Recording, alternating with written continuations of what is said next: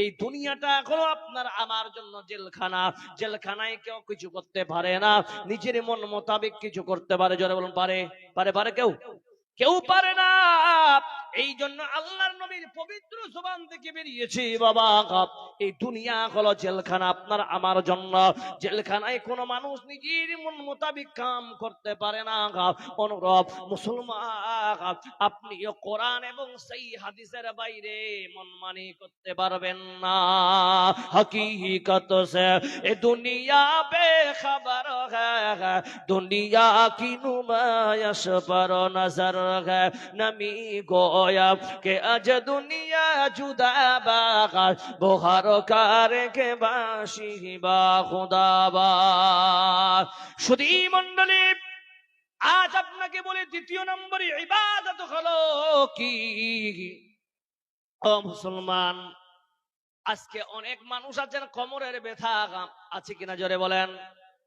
হাঁটুর ব্যথা, ঘাড়ের ব্যথা, মানুষ চেয়ারে নামাজ পড়তেছে। ও মুসলমান জবাব দেন হানা না।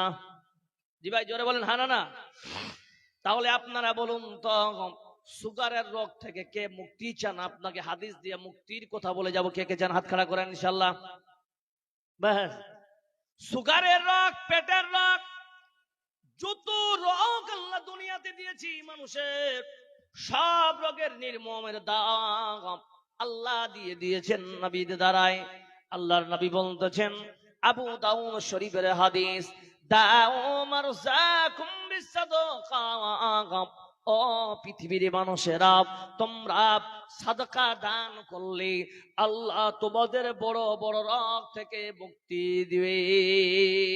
কেমন?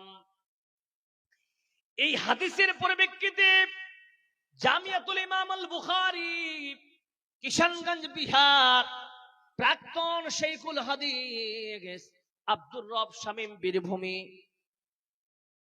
রাহিমাহুমুল্লাহ, আল্লাহ উনাকে জান্নাতুল ফিরদৌস নসিব করুক। জোরে বলুন আমিন। তিনি একটা কিতাব লিখেছেন, স্বর্ণ